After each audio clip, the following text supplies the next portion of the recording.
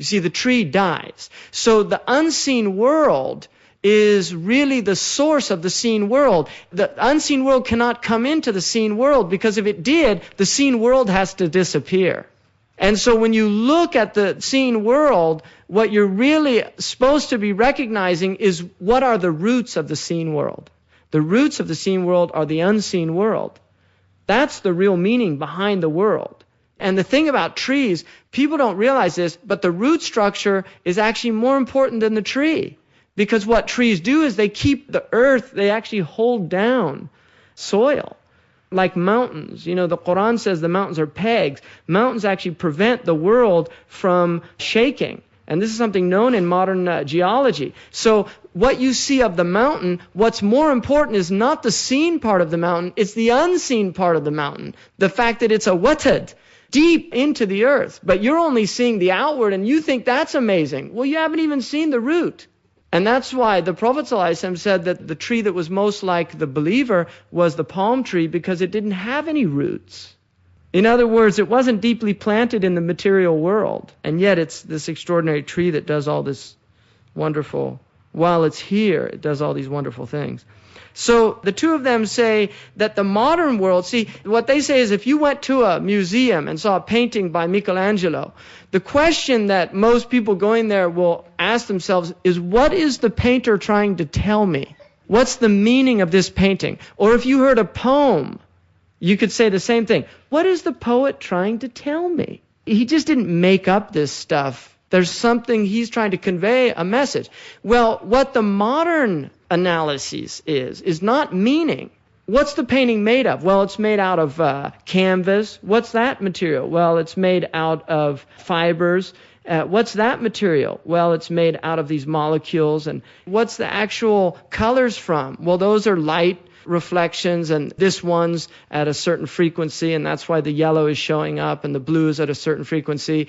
And so they analyze the painting not for its meaning, but just to explain what it's made up of. And that is the same way that they look at the modern world. They look out there and they want to just analyze everything, but they never tell you what it means. They break it down. It's to reduce things to their components. And then we feel like we've achieved an understanding of the thing. Well, if you take a human being and take out their eyes, take off their ears, take off their hair, dissect them, open up their interior, examine their kidneys and their liver and all these things, do you understand what a human being is? Has that given you knowledge of what a human being is? Well, it's given you a certain knowledge about something about human beings, that they're composed of flesh and blood, and they have hair, and they have liver and kidneys, and the kidney does this, and the liver does that. That's a certain type of... But does that tell you about a human being that can think, that can speak, that can write poetry, that can paint pictures, that can play an instrument, that can do all these extraordinary things? It doesn't tell you anything about that human being. Why does he need to do those things? Why do human beings even pursue such pursuits? So that is the idea of trying to understand signs, is to look beyond this superficial realm. And then he gives this hadith of the Prophet ﷺ walking through a town with some companions, and he met an old and decrepit woman from one of the tribes who was making wool into thread with a spinning wheel. He greeted her and began speaking to her. He asked her if she had faith in God. She replied that she did. The Prophet asked her why. She said that the spinning wheel does not turn unless there is a hand to turn it. And the heavens cannot turn unless someone is turning them. The Prophet looked at his companions and said, you should have the religion of old women. You see, that's called Iman al-Ajaiz. That's faith. And there's another story of Fakhruddin al-Razi, who was walking with some of his students, and an old woman saw him, and she was amazed at how all these students were fluttering around him.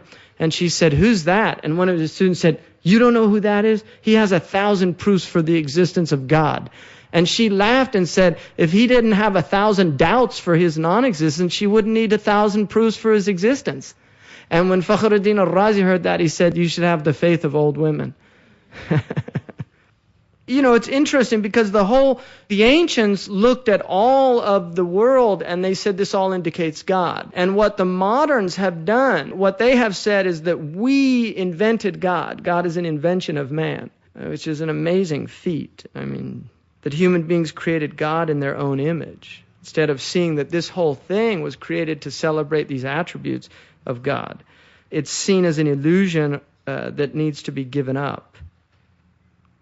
Now, the next section goes into the divine names, and this is actually somewhat of a difficult section in that if you look at Hinduism, which has this concept of all of these deities, what they do, they have like Kali and Vishnu, they have a deity that represents the creative force in the universe, and then they have a deity that represents the destructive force in the universe. The reason for that is that people have a difficult time holding opposites in their mind at the same time. So the idea that God is muhyi and mumit, that he is bringing to life and he is taking away life, that the same God is doing these two acts, giving life and taking it away, and that there's not some type of contradiction in that.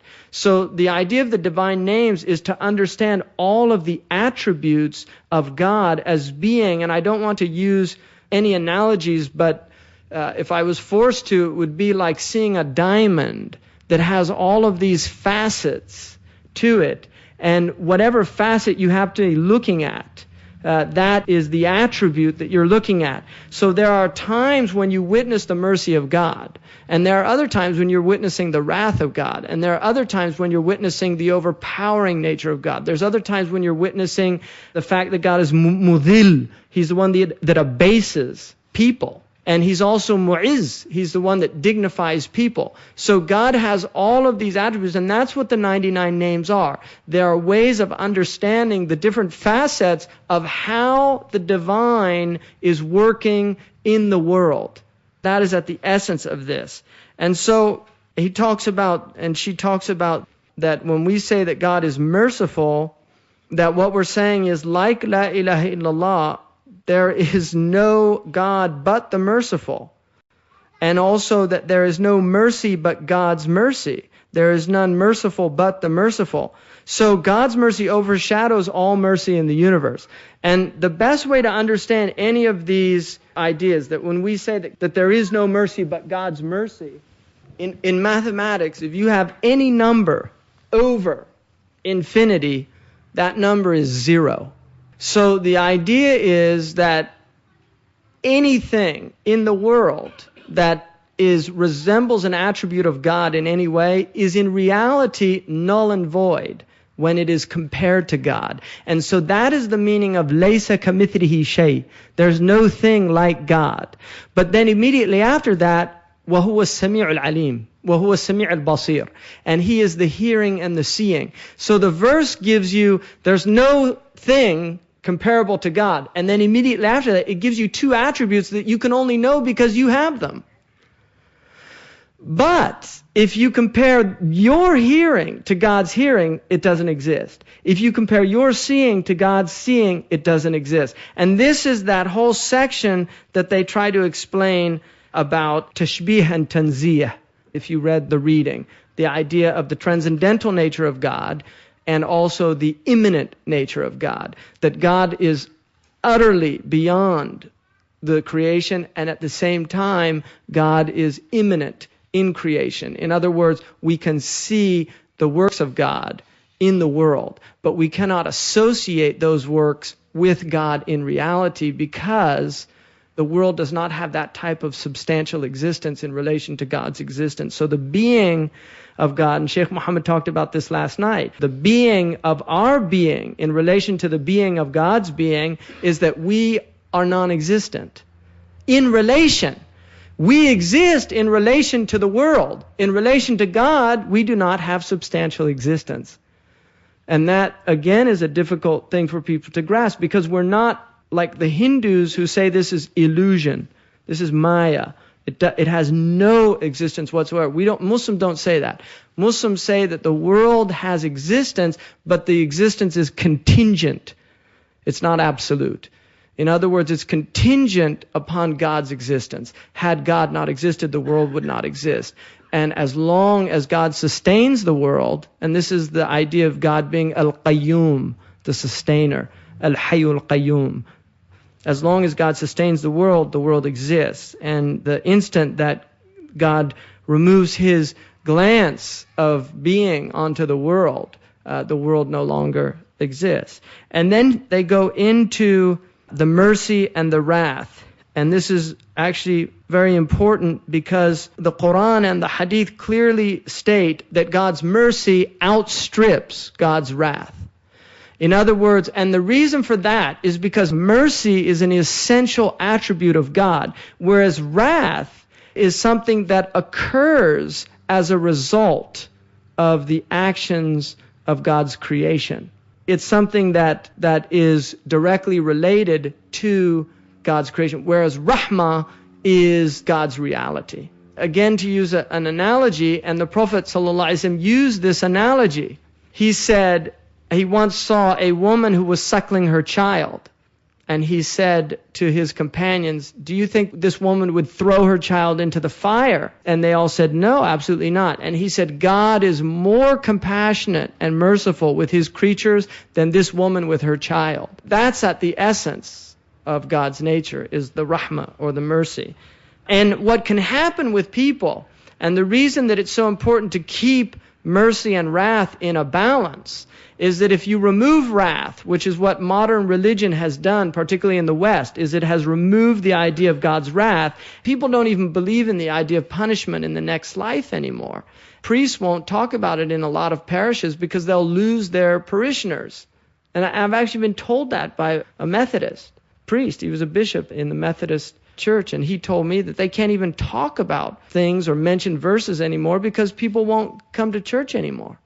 And so then God becomes how we like God, as opposed to us being as God would like us to be. We make God the way we want God. We don't reform ourselves to make ourselves like God would like us to be.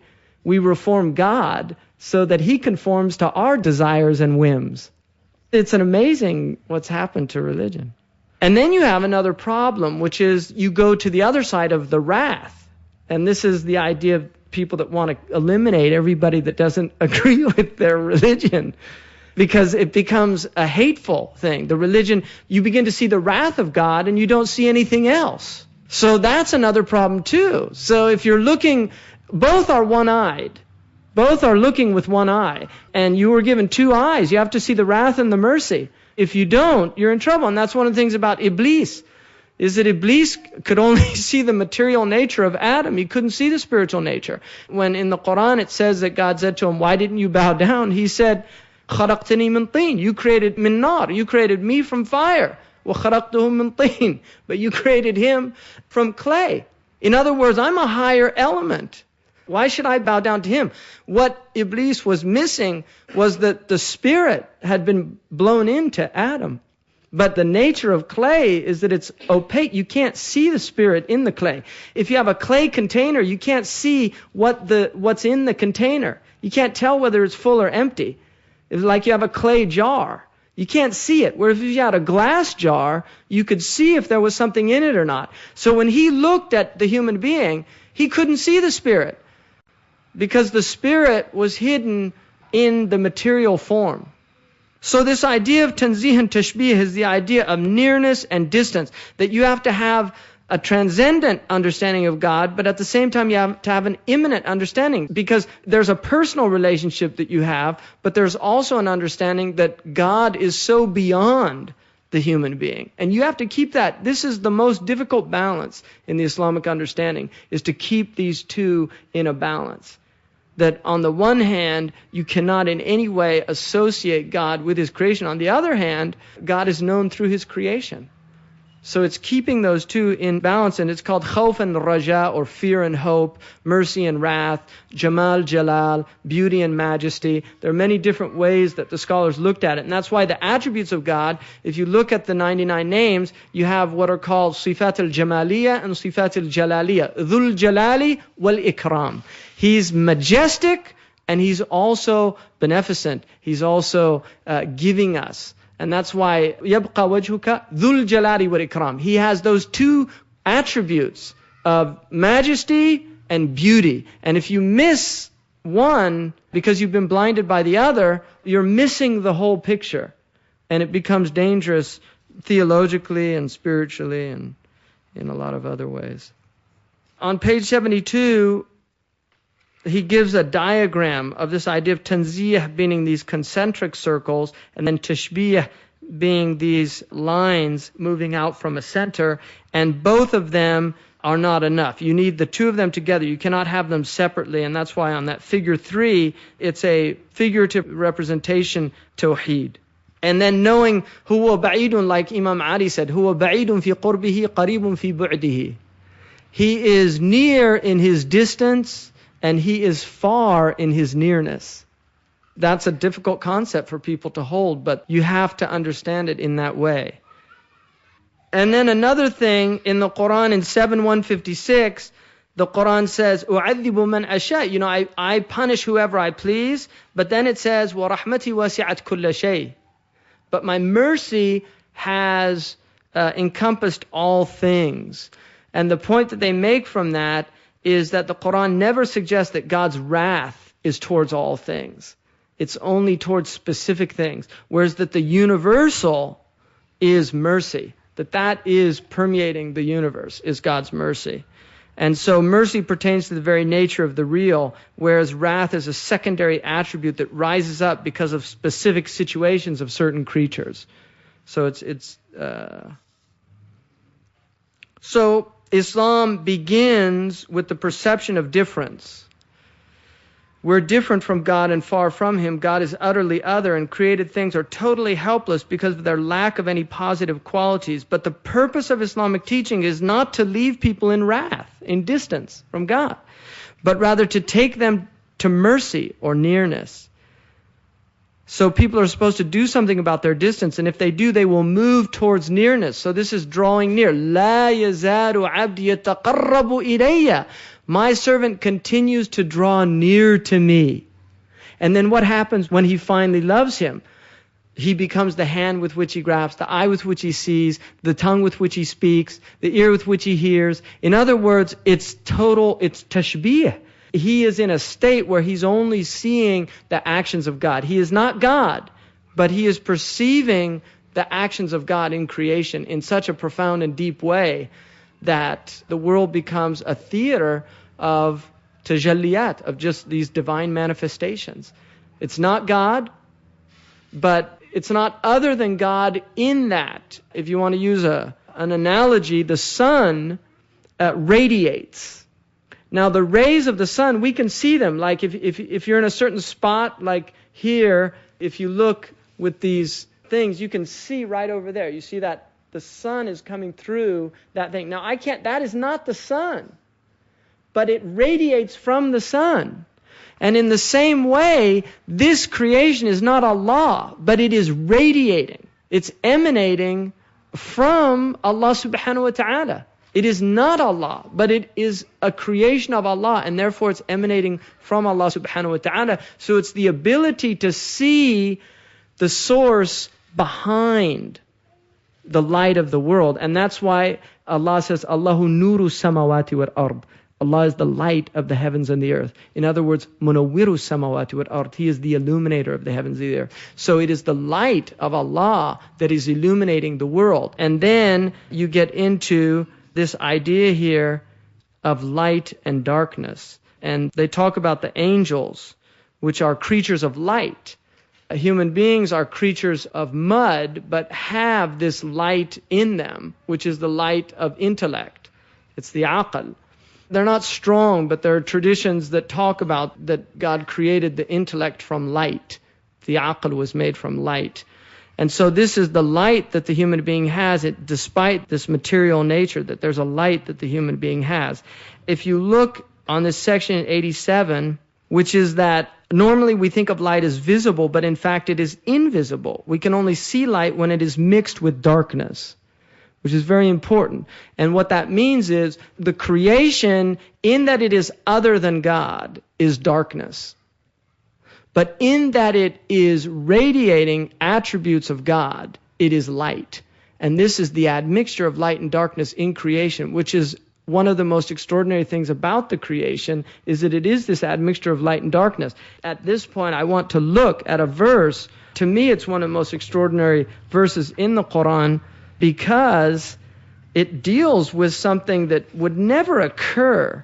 It's really hard to believe that this would just simply occur to somebody in this way. And it's a verse from Surah Al-Furqan, which means the discrimination.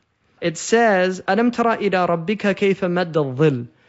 Have you not considered how your Lord moves shade?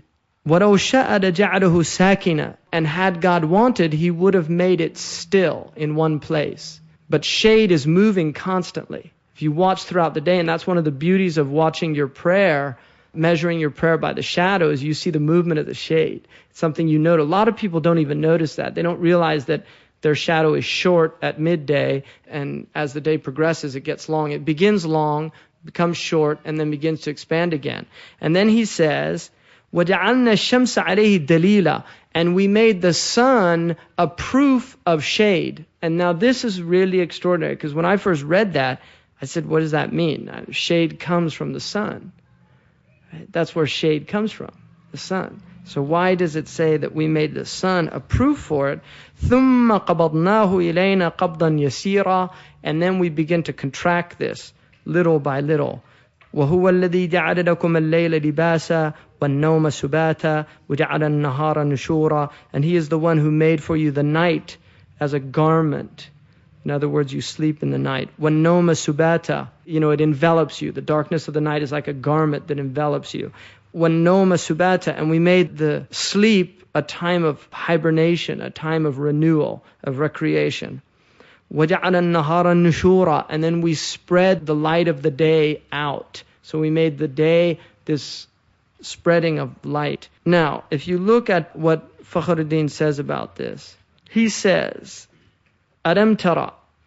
Haven't you considered? He said, one of this is the sight of the eye, and the other is the sight of the heart.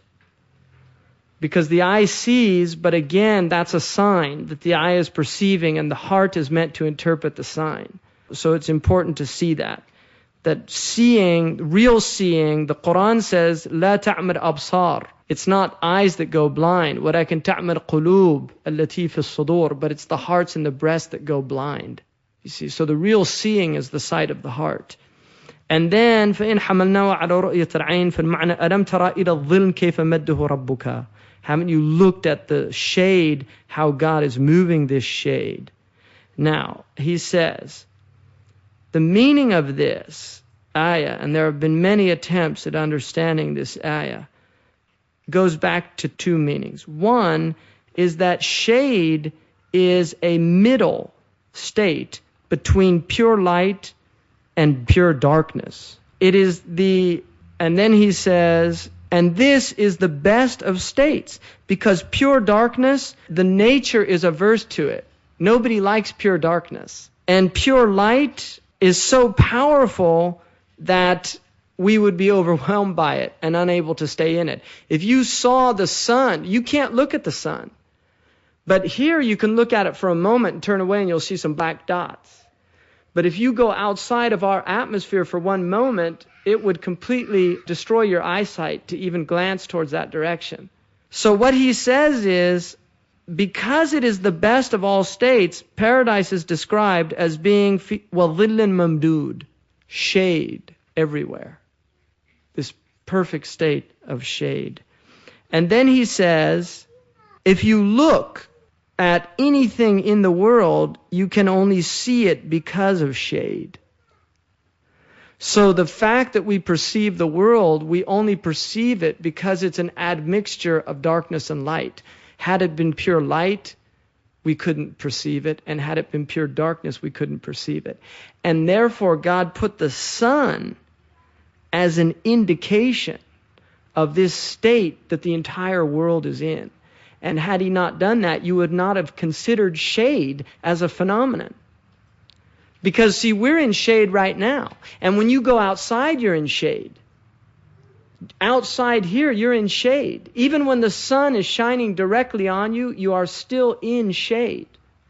It's an admixture of light and darkness, because pure light would completely blind you. You would not be able to see anything. So the fact that the entire cosmos is an admixture of these lights and darknesses is a phenomenon it's extraordinary to reflect on that. And that's why as it begins to be taken from us, it goes slowly. And so this movement is a way of understanding this blessing. And he said that this is one of the most hidden blessings of God. Most people do not even contemplate the blessing of shade, the fact that they are in shade constantly, even when they're in the sun.